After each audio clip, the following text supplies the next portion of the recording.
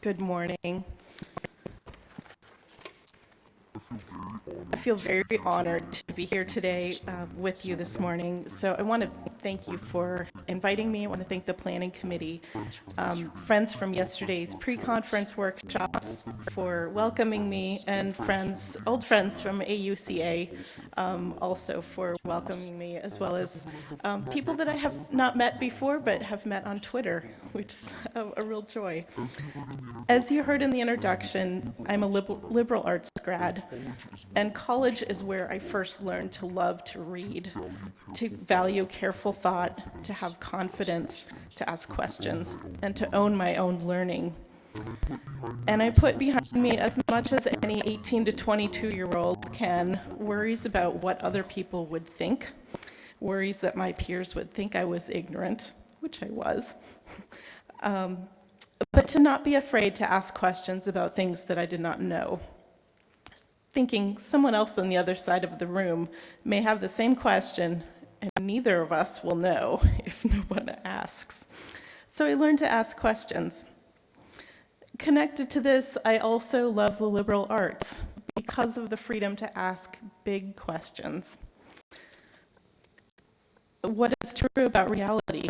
What can we learn from the people who went before us?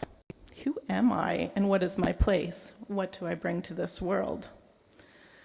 What makes an idea compelling? I learned that there is a certain degree of security that we feel we need, but we also feel that we need a certain level of freedom in the work that we do and in our lives. So I introduced my talk like this because I see a lot of compatibility, sort of simpatico, between the idea of freedom on which openness is built and the ideals of liberal arts education as a place to explore big questions of life while learning to reason, write, read, and speak. So I invite you to listen and follow along, and there are also some audience participation moments, so would love to have you participate in those as well. I'm from Virginia Tech, as Vanessa mentioned. We are a large public land-grant university. We have one main campus, and our primary programs are in engineering, business, liberal arts, as well as natural resource management. We're not a liberal arts education institution, but we have a liberal arts college, and our core curriculum requires emphasis on the arts, sciences, critical thinking, and is highly interdisciplinary. I'm a librarian. As a librarian, I work with colleagues doing traditional library services and with a focus on emerging types of services. Our library has a focus on enabling students and faculty to make things. So we have a series of studio spaces, of studio labs, where people can explore different technologies, can work on creating visualizations, work with data, work with 3D printing. So the library has transformed really within the last 5 years. And as a mission-driven organization, our stated mission in our strategic plan is to invent the future of libraries. Quite bold. But the way that we do this is to both honor tradition as part of our core mission in providing access to information, but we acknowledge change as we adapt to new environments, changes in how people find information, what they look for, and we embrace diversity of thought and culture as we look for solutions to challenges that we're addressing. So we're about change. Change is hard. I would imagine that many of you are also dealing with a lot of change. We're dealing with change because our societies are changing. Technology has changed, thank you. Technology has changed how our users find information. it's given us new opportunities of things to look into that are possible applications for the type of work that we could do. The library is intentionally decided to change in the area of openness. And there are a lot of ways to define open. Sometimes we misunderstand each other when we say open. What exactly does that mean? So I'm using a lot of umbrellas in this presentation because there are a lot of terms that have a lot of things that kind of fall underneath that term. So open as three things, one being transparency. For example, in the US government, it's really important that we have transparency with government documents, with what's actually going on. Do we have that? Do we not have that? That's a really important value. How transparent are we about what's really going on? Open can also mean no cost. People use the word free. I'm not going to use that because free means a lot of different things to people as well. So no cost, really, to the reader. We know that resources take money to create, but in this case, it's the reader who gets them at no cost. And open as freedom. And this is the one that I want you to hold on to because this is the tie to liberal arts education, is the ability to freely do things and to give other people the ability to also be creative and to leverage resources, skills, abilities, access in ways that maybe you didn't expect. So hold on to the open as freedom. So open in the context of education. Here we go, kind of another umbrella. And I'd really love to stay away from definitions, but I realize that some of you are experts in this area, some of you are kind of in the middle, and for some of you, this is a really brand new topic. So the Open Education Consortium has a definition that talks about open education as a collection. It's resources, tools, practices. It's using a framework of sharing, of open sharing, and it's purposeful to improve access to education, to improve the effectiveness of education. Now, you may say, oh, well, there are a few things missing from this, but I think this is a pretty good definition of what open education is. Another way of looking at this, open education is a movement, it's a philosophy, it's a set of broad and expanding value-driven practices. When we talk about open education, sometimes we say, oh, it's just OER, or it's open access, or it's open pedagogy, or it's some other open thing. But it could be a whole lot more than that. So my goal in this is to dive in and to look a bit more deeply at what the common values are between all of these different opens.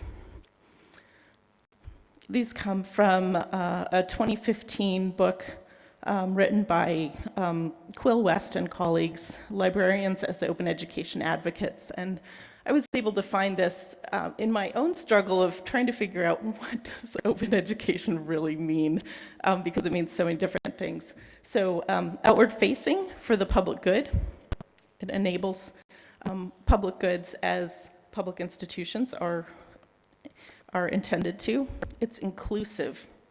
It both reduces barriers, it expands possibilities, it includes many voices from many different places. It enables liberty, gives freedom. It uses open licenses. Does it always? No. Open education is not always about content, but where it is about content, it uses open licenses. So quick show of hands, for how many of you are these a sort of familiar thing? Okay, so many of you are familiar with the Creative Commons licenses. These licenses allow an author to tell someone to indicate what are the acceptable uses of my work. All of these allow you to copy and to distribute. Put it on your website, share it with somebody else. Some of these allow you to adapt, and those are, or to customize. Those are the ones that are considered OER. We'll talk a little bit more about that more later. Open education is about feedback and collaboration. It's about putting yourself out there with all of your imperfections and to get feedback, to invite feedback to your work, to start or to continue a conversation. This fits really well for librarians in the ACRL framework, where we talk about scholarship as a conversation. It incorporates new ideas about teaching, new ideas about research. Some people say active learning. Well, is that an open pedagogy or not? It could be. Let's see what we can do with that. So let's bring in new ideas. Let's explore. Open education is about giving credit. We oftentimes don't give credit to our students. We oftentimes don't give credit to our staff or people who support our work. And open education has a very strong, I think a very strong emphasis on recognition of contributors.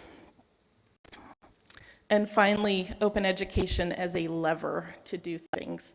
Are there things in your institution that you really want to do that openness could help you to accomplish? So I want to do a little quiz with you just to understand sort of where you are with things. So regarding open access, please raise your hand if you are extremely familiar with open access. Okay, how about just a, kind of familiar? How about this is, I'm just getting started. Don't be shy. It's okay. Okay, great. Thank you very much. OER, Open Educational Resource. How about who's familiar? Who's very familiar? I know you're out there. Okay, and who's just getting started? Yay, excellent. So this will be hopefully memorable for you as your first steps into OER. Open pedagogy, this is a hard one. So who's familiar?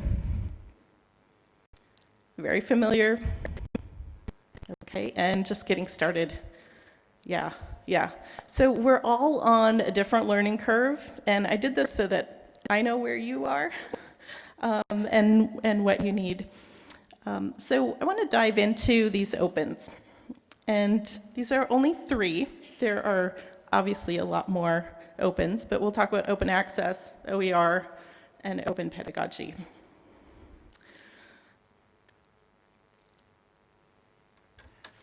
Another definition. I'll give you a second to read this.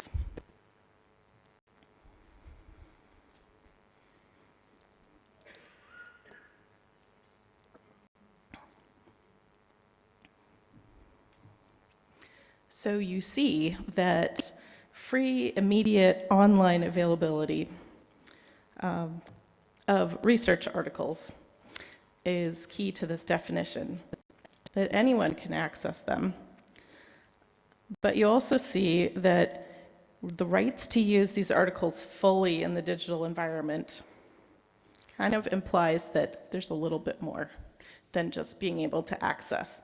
The original definitions of open access included terms that are very similar to a Creative Commons attribution license, which is what you see on the screen. This license allows you to copy, to adapt, to translate, to share, to mix something with other content. In reality, what most people mean when they say open access is that it's free online. Okay, so it's helpful to clarify when you say open access or when you talk to each other, what kind of open access do you mean? Do you mean I can just get it free online?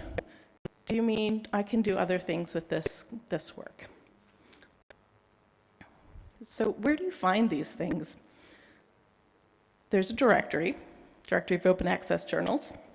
And some publishers are getting in the game, although their articles are rarely under the most open license.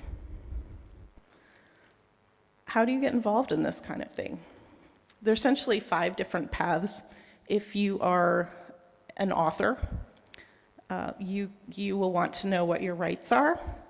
You can search for these in a database called Sherpa Romeo. And then if you have permission, or you kept your permission, maybe you negotiated for permission to share your work, you can archive these in institutional or consortium repositories. So there are opportunities here for consortia. There are opportunities for institutions. Second path, if you're publishing with a commercial publisher and they give you the option, sometimes they will say, we want money to be able to make this open access. It's controversial. It's probably going away at some point, but that's an option for authors. In the US, we talk about cutting the cord. We have a lot of cable TV cord cutters where people are saying, no more with my cable TV, I'm going to get my television from somewhere else. So there's cord cutting going on also with regard to commercial publishers. So a few options there are to say, okay, I'm going to publish in a journal that is not commercial and is intentionally open access. Or we are going to invest in publishing infrastructure and services using something like Open Journal System or another platform to say we want to own the process of publishing. Third, editorial board members and editors are increasingly deciding that they want to flip their journal from being a commercially published to an open access journal. We know that the open access publications are cited more frequently than closed access publications. A few examples of what we've done at Virginia Tech that might be interesting. We run a workshop twice a year on getting noticed. This ties faculty motivation to have their research read to the process of going open, which are very good partners. We've seen, and this is separate from Virginia Tech, but we've seen editorial boards flip their journal from a commercially published platform to an open access format and employ fair use or fair open access principles. And then we are cultivating at Virginia Tech and trying to live our open access values. So a lot of institutions have said open access is really important to us, but we can't afford how much it's going to cost to get all of the articles that are published in from our institution in an open access format. So they've said, I'm sorry, publisher, we're walking away from our negotiation because the terms don't work for us. So there are institutions that are cultivating and living open access values. We'll see where we end up. We have a couple contract negotiations that are up in the next 2 years. There's an open access policy discussion going on our campus, workshops to teach authors about their rights as authors, and again, the institutional issue of deciding, do we keep subscribing to something that is, those decisions are based on our values. So again, open as in freedom. What are our values? How do we live our values in research publishing, article publishing environment? And I want to phrase this as open as an investment decision. What I said earlier, free to read, right? It's free to the reader, but there is some investment on the back end. So what is helpful? What are helpful ways for us to invest? How will we invest? Okay, another umbrella, open educational practices. This includes two that we'll cover, but there's no definition for open educational practices. It's another umbrella over many of these kinds of things. So we're going to cover open ed resources and open pedagogy. Open educational resources, I'll give you a minute to read this definition.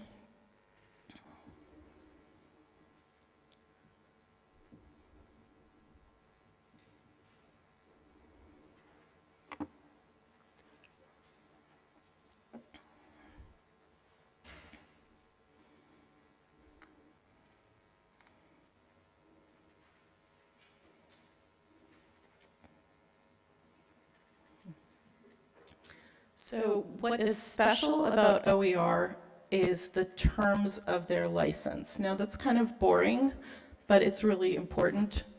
If something is released under, say, a Creative Commons license, you can do a lot of different things with it that then you can do if it's under copyright. If you live in the EU, that is especially true because of the new copyright law that was signed just a few days ago. So OER include a lot of different things. Some people say, well, they're only digital. No, they're digital, but they're also in print. Well, they're only books. No, they're not just books. They are books. There are places to find open textbooks, but that's not all of what OER are. So digging a little bit deeper, we look at five criteria for finding out, is something really open? Can you do all of these things with it? Can you keep it? It doesn't expire. We see a lot of textbook rentals on our campus that students lose access to. Can you reuse it? Is it something you can share with somebody else? Can you use it for a different class? Can you revise it?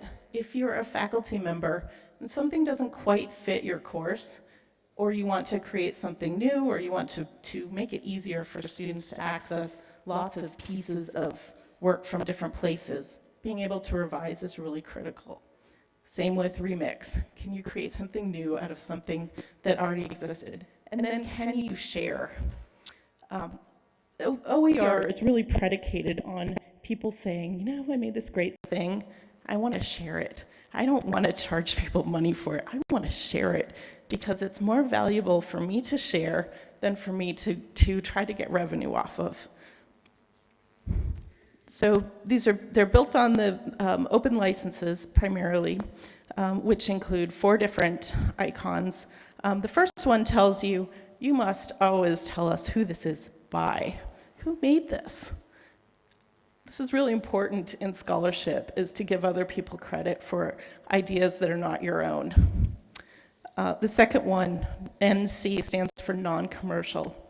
There's some questions about this. What does that exactly mean? But it essentially means you're not allowed to make money off of it. Share alike, you can think of this as a virus, okay? If you use something that has this license on it, everything that you build off of that thing has the same license that you started with. And then the non-derivative says, oh, you can have it, you can share it, but you can't change it. And that's kind of that's a deal breaker for a lot of people. We digitized, we got rights back for a book on veterinary medicine a couple of years ago. Worked with the publisher and the authors, and the authors said, well, we want a license that has no derivatives on it. And I thought, that means that no one can adapt your book to be veterinary principles for tropical countries, or veterinary principles for large animals or small animals. That would be really valuable for someone not to have to start from scratch. So the non-derivatives has a place, but there are reasons why it is difficult. It doesn't allow us as much freedom as the other licenses. So I said earlier, textbooks are one thing that OER is, but not exclusively. So we've created these two books at Virginia Tech. One is a remix, the other one is completely original. And they both have open licenses.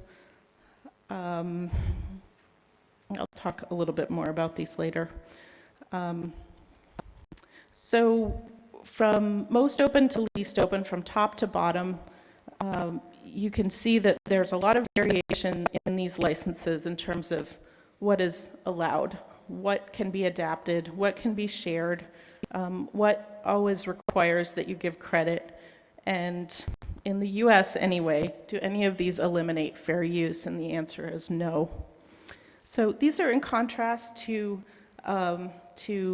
in copyright works that don't have an open license. And they give an increasing amount of freedom to authors when authors say, I'm going to put an open license on my work. I'm going to give other people permission upfront to do these different activities, and I want them to have the freedom to adapt and modify, to build on something. Okay, so what's the potential for this? So the Fundamentals of Business book that we looked at here on the left now has over 300,000 downloads worldwide. There are two versions that we've created, a lot of different file types, and we found out last summer that there's a Canadian edition. So we had nothing to do with this new edition. We found it online, and someone found our version and said, oh, we like this. But it has all US data about the economy and healthcare, and it's not very relevant. We're going to make a Canadian edition. So they did, and it's wonderful. We're really happy that they were able and wanted to do that. So OER is not just books, not just digital. It can be videos. So as simple as finding pedagogical problems or issues in your institution can be solving these in a way that allows your students and the public to benefit from your investment in creating these things and putting an open license on them. This is very powerful. So the grant program that I run funded a project to create a series of videos for a class called The Normal Canine. As part of that project, we also funded a virtual reality dog. Oops, okay, so I'm gonna skip that. The virtual reality dog is uses the Vive system to allow students, faculty, anyone who uses the university libraries to look at the inside of a dog. In the 1990s, veterinary medicine changed their pedagogical approach for ethical reasons. They had been killing a lot of animals in the process of training veterinarians. And they decided that they didn't want to do that anymore. But then they had a lot of issues because students couldn't learn what is inside of an animal. There's only so much you can do with cadaver labs, with live animals.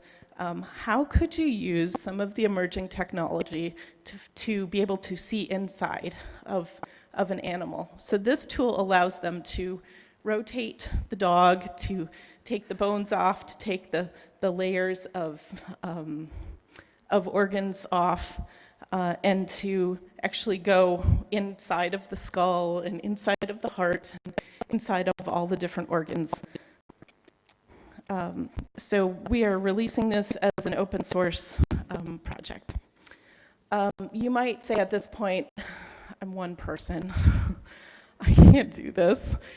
This looks like a lot of work. I don't have the skills to do this. So I want to encourage you that this can be a small thing that you can start with. You also have a lot of capacity in this room, and since you're talking about collaborative projects, None of these projects were done by one person. None of these projects were done even by 2 or 3 people. We've had teams of people work on different projects because no one person has all of the expertise that's needed. So these are inherently collaborative types of projects.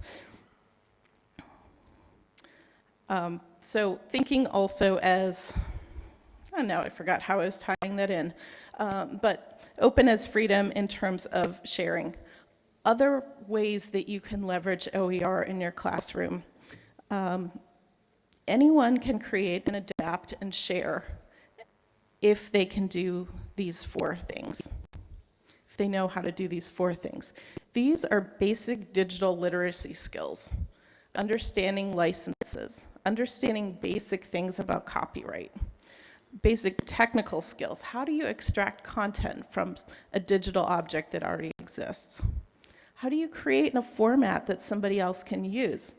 What do you do when you have students who have visual disabilities or have low hearing or have other kinds of disabilities that don't allow them to experience and be able to access a format that many people could use?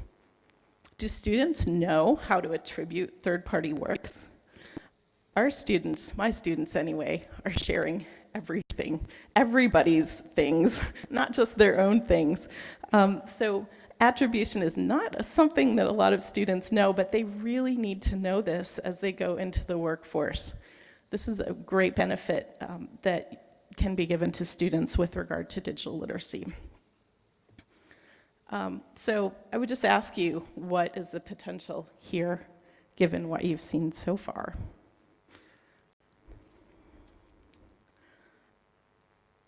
And then this is sort of a summary of what I already said about. So I want to turn this conversation upside down, turn it on its head, because we're talking a lot about content, and we're not talking a lot about how to teach. Anytime you have content, it's situated in a context. The context is almost always more important than what the textbook is or than what the learning resource is. How do you use that in your classroom? How do you enable your faculty to use that if you're a faculty support person? So what's open pedagogy? Here's another thing that doesn't have a definition. Open pedagogy interrogates some primary themes: autonomy versus interdependence. Do we work alone? Do we work together? It interrogates freedom and responsibility. How much freedom do you give your students to build something of their own design? What responsibilities come with that freedom? Democracy and participation. Open pedagogy is often described as being a self-directed student learning experience. Students have a lot of agency, they have a lot of choice. They can share, they don't have to share. We encourage them to share. We respect them if they don't want to share. Open pedagogy can also change the role of the instructor. You've heard of sage on the stage versus the guide on the side. How many of you have heard that? That's very common phrasing in my institution. But this does change the role of the student versus the instructor of the course by giving students more direction. Do you have to do your whole course this way? No. Can you do maybe part of your course this way to decide, okay, we'll take one assignment, and I'm going to see how can I give students lots of choice in this assignment, and let's just see what happens. I've heard of colleagues that have asked their students to design assessment strategies. How do you want to be assessed on this assignment? How would you like to be, what would you like to see in the syllabus? Do you think we need another project? And students almost always give themselves more work than, in order to reach the goals that they have. So it really gives them a lot of ownership over their learning experience and allows them to get out of their learning experience what they would like to get out of it. There's a tie-in too with the virtual reality dog. We've brought students in to work on this. We have graphic design graphic design students working on the graphical aspects of this. They've also worked on the technical aspects, and then they've come to the lab with the vet med students and watched their peers use this tool to see how it works for them. This is as close as you get to a real world learning experience, because they're building something that's useful for their peers in another college within the same university. And same with these two books. Both of these books had student input. One had student peer review. The other one had paid students who created some of the graphics for the text. So again, change. And change is really hard. And sometimes we ask people to change and we get frustrated because they don't change, or they don't change quick enough for us. They make decisions sometimes that don't make sense to us. So what, as people who work supporting faculty, can we do to respectfully engage with our colleagues?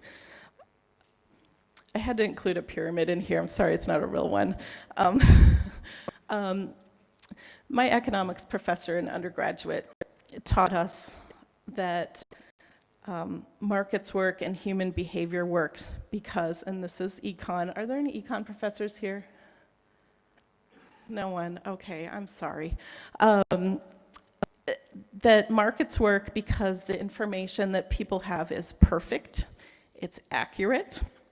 The incentives that they have are good incentives and incentivize them to do good things, and that they have a good ideology. So maybe they have an ideology in this case of sharing or of the public good.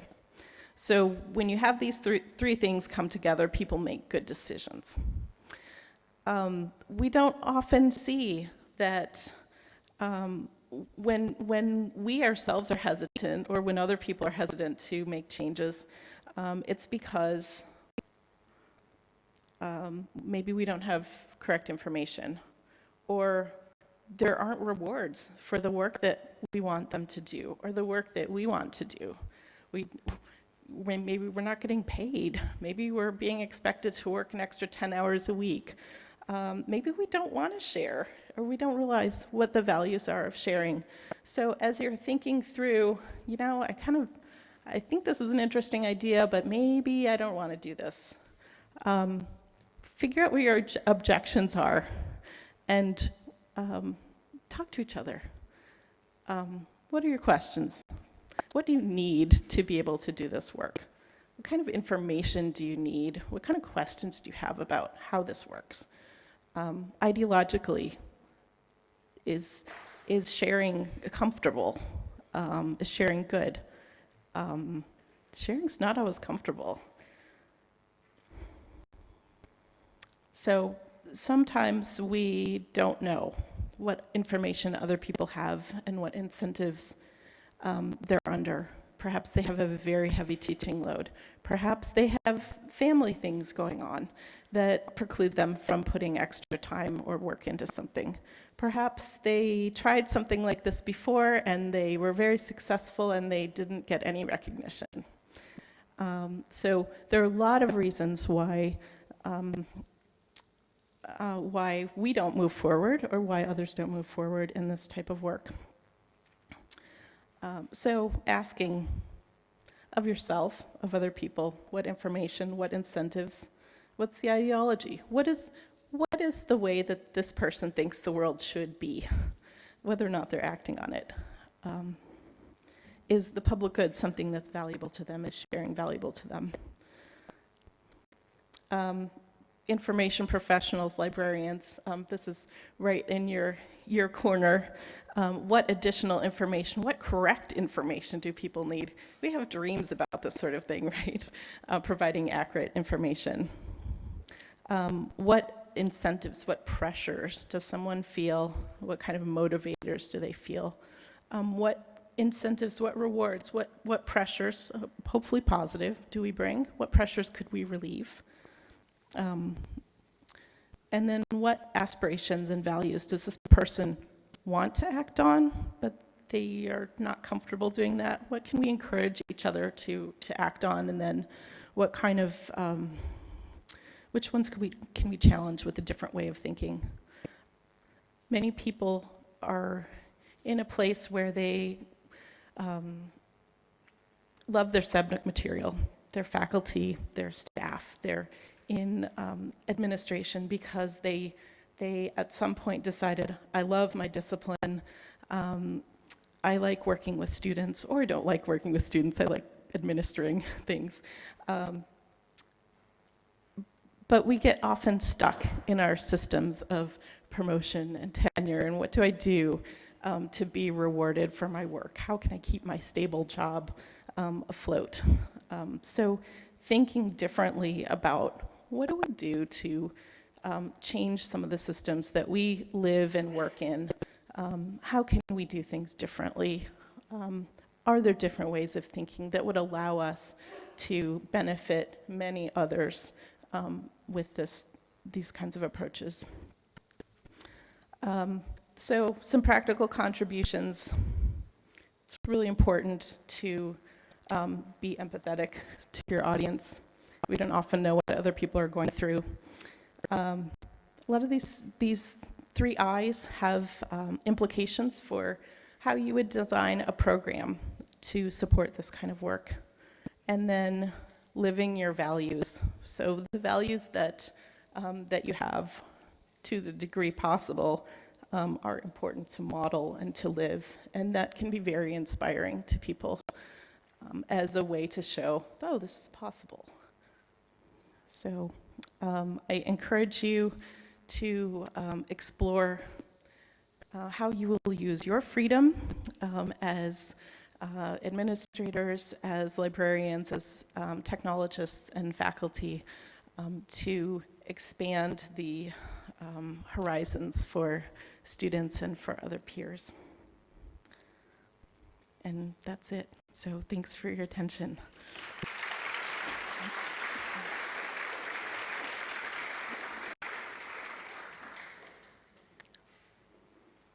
Questions? Okay, yeah. So we have about 15 minutes to do Q&A if anyone has any questions for Anita. Wonderful. I think there will be some mics coming around. Yeah? Yes, okay. Hi, thank you very much. I'm Antonio Lopez from John Cabot University in Rome. So 2 points I would like to make. First is the moral imperative for certain topics that there's a discussion, for example, of people who do climate change research who believe very strongly that that has to be open because it's such an important crisis that people need to have access to the information. Now, I work in the area of media literacy and climate change. Interesting. And so I feel also the moral obligation to share information to people as much as possible. Which goes to my second point, is that I'm also an author, and I've written 3 academic books, and they're all through academic publishers that people don't really have access to. And from the point of view of an author, I would be happy to, I mean, I don't get paid anyways, but from the standpoint of, tenure, you brought this up, and, they sort of the requirements of academia, you have to have published work, and it's necessary as part of our portfolio. I'm wondering, from the standpoint of authors, what are some ways that authors, because I get also contacted by publishers say, we do a textbook, and I still don't get paid, so it's not really, I'm not really incentivized to do the work. But if I'm not going to get paid, I might as well do it for the public. But then the publisher gives you, they copy edit it, they get it into libraries, they do good work, important work, so you want the backing of a good academic publisher. So what's the middle way? Is there a way, is there like an emerging granting environment where I could just get a grant to do an open access textbook so I could do the work but also make it available to the public? What are the options for the author to not go through the traditional system? Great. I like your question a lot. Thank you.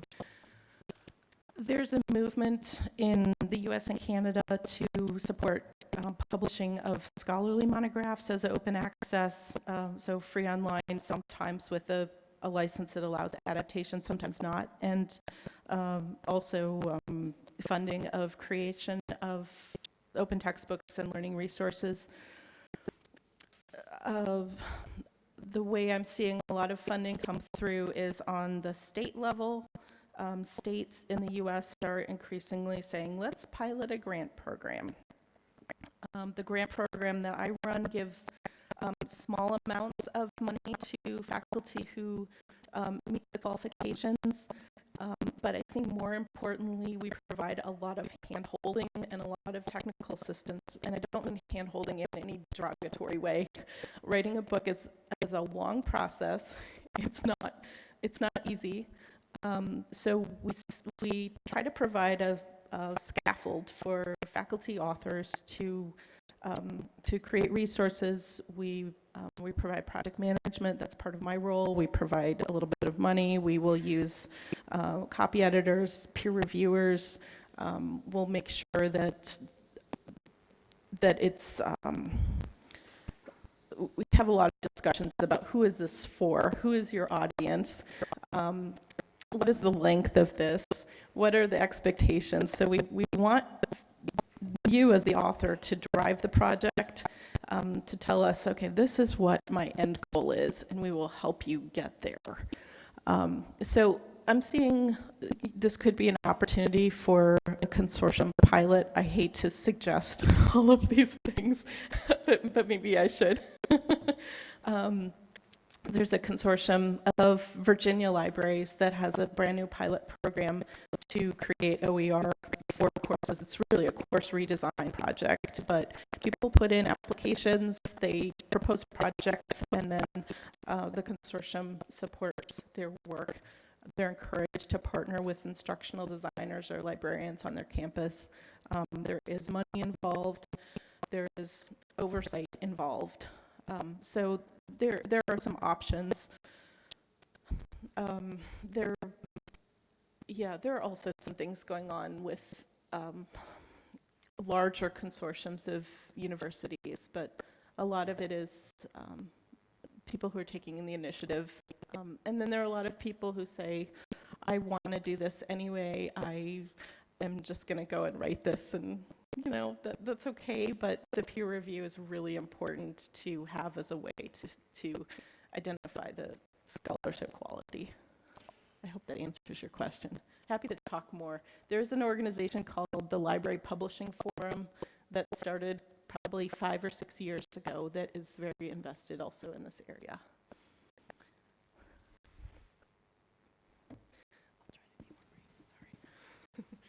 So hi, I'm Nuruddin from Habib University, Karachi. I have 2 questions. When it comes to Creative Commons, a few decades ago there was a term which was used as copyleft. So is there anything which comes under Creative Commons which says copyleft? So copyleft would be the license that I said is viral, the Okay. circle arrow that's sort of if you recycle this, you Right. put the same license. Does that answer your question? So it forces you to put the same license on your work in a way that the other licenses don't. So I don't know. So my next question is, we can explore this further, maybe we can discuss this copyleft, how to fit this term in Creative Commons. My other question is about implications of open pedagogy on assessments and how students learn, as well as when we say it's open, so everyone says, okay, when it's open, that's free. So it may be lacking some form of a quality.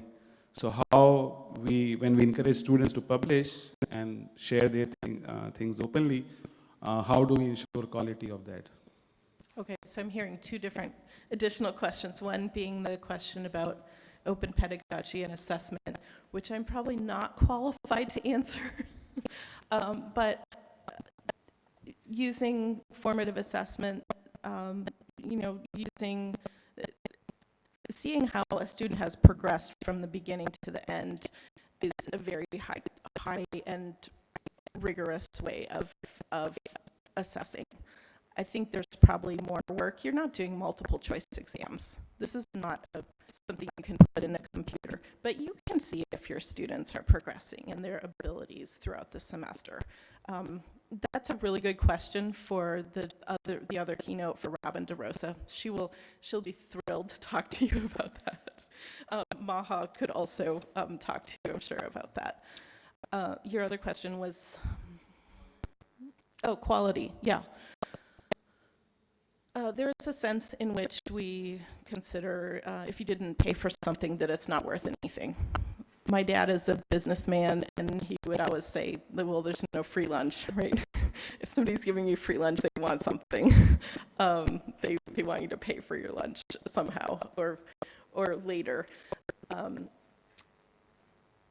So that's really where the peer review comes in, is showing that a work has gone through the same kind of process that other scholarship goes through, in terms of it being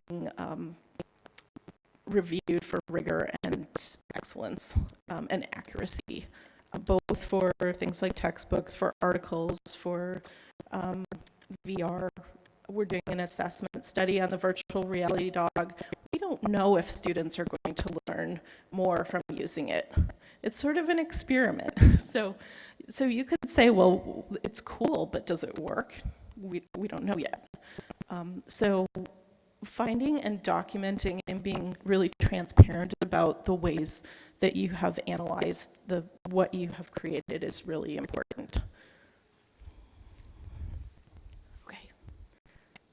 There's a question right here.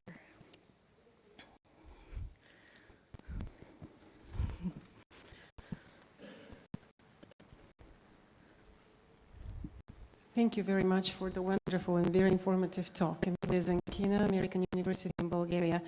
I have a question about quality again, but from the perspective of evaluating faculty. So when you're in the position of evaluating faculty, and now there's a jungle of open access journals, and all of them claim that they have peer reviews, and peer review in itself does not guarantee quality when you don't know what stands behind it and the quality of the institution. So let's say, how do I evaluate a faculty member who paid for 3 paid articles trying to pass evaluation, as opposed to someone who went through all the hurdles of revise and resubmit to publish in a high-indexed journal? Because we do want our faculty to share their research, but we want to make sure that we don't get conned in terms of quality. Yeah. Is there a database? Is there a way to look for what are the credible open access journals? Sure. There is an organization, I believe, called OASPA. I'll have to look up the acronym. That organization requires certain standards of open access journals. The Directory of Open Access Journals has some certain standards as well that they require.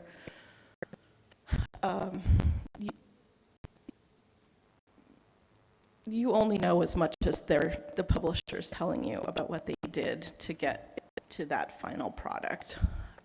So I think taking those details into consideration, but I would also say, are we looking at the other publications with as much criticism, or are we just saying, well, you have a good name, we think you're good? A lot of publishers are not doing a great job with even copy editing. The quality of some of the publications that's coming out has really gone down significantly. So I would encourage perhaps an equal criticism of both kinds. There are some publications that are going to not be as rigorous. So, that's really where you have to ask questions of those publications or of organizations that they are members of, to see Are they an OASPA member? Or do they adhere to certain standards? I have colleagues who have much more expertise in open access journals than I do, but I would be happy to talk with you later. So, the question. Can I Yeah, just add something please. to that? So obviously, I mean, the first question is what Anita is asking is, why do we not do the same kind of scrutiny of just because something is not open access? Obviously, the ones that have existed for a long time started out as not open access, so they have a reputation and an index and all that. There are a lot of open access journals that are indexed in Scopus, for example. Scopus isn't necessarily inclusive of all journals in social sciences and humanities. It's very good for the sciences, and it has some in social science and humanities. A lot of them are open access. And like Anita said, the Directory of Open Access Journals has a system. It's not any journal. So there's a difference between, I think, an open access journal that is a con, that it's not really a proper journal, and there's a difference between one that is just not a very high quality one because it's new, they still don't have important people on their editorial board, things like that. So if a department is tenuring a particular professor, I think they have the judgment to look at this journal's website, find out who's on the editorial board, what's their editorial process. And yeah, it's a little bit more work than the very famous journals, but I think it's worth doing if you want your work to be accessible. I always think about, from our part of the world, where we're not Anglo institutions, having our work openly available is more important so more people can see it than it is for the Anglo scholars whose work is already people are going to pay to see it, but they might not pay to see our work. So I think it's also important for our work to be even more accessible to people like us who may not afford it, but also to people in the West and in the North. I hope that helps. Thank you. We'll talk about it more tomorrow in the open access panel.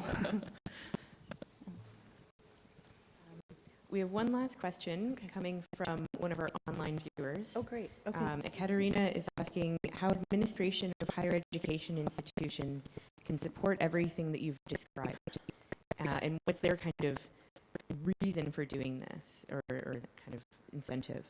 And then she had a second part to the question. Do you have positive or negative examples of systematic support from the administration of higher education institutions? Good. Wow.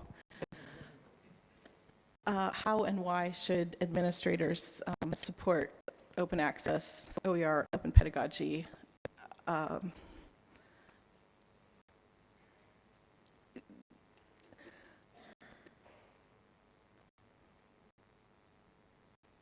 Looking very pragmatically at these things, if we want a future where we can produce and have access and provide access to rigorous scholarship, we cannot continue in the way we're going because we cannot afford the kinds of price increases that are coming from the journal packages that we subscribe to. We just can't. We can't afford it. The prices for us have gone up by 30% in the last 10 years or so. And so I think it's an institutional issue for many institutions. I don't know AMICAL's particular situation. I think also the emphasis on owning the scholarly process, owning the teaching that we do, the flexibility and resources, the investment in our faculty, the development of a creative and a digitally skilled faculty that can engage in these kinds of areas should always be a priority. Faculty are the first point of contact with our students, and yeah, there's a lot that we don't know as faculty that our students come in knowing about technology. There's a lot they don't know also, and there's a lot that we can bring as faculty, as librarians, as instructional designers regarding ethical issues in the current commercial environment, the current publishing environment, the current access environment. And then I would also say it makes your school look really good if you can say, hey, we're doing these really great things with our faculty. We're doing these great things for students. The Fundamentals of Business book was kind of a surprise. We created that. The professor I worked with didn't initially want to share it, and I said, that's kind of a criteria for having me involved in this, so let's build this so that you can share it, and let's just see what happened. And I knew that there was no intro to business book out there. So it's been so beneficial. It's adopted in probably 15, we don't know, at least 15 different institutions. So that gives my institution a name. Oh, we're using the book from Virginia Tech. That says something about what our school values. That said, administrative support, negative, positive. I have wonderful support from the dean of our libraries. He has wonderful support from our provost.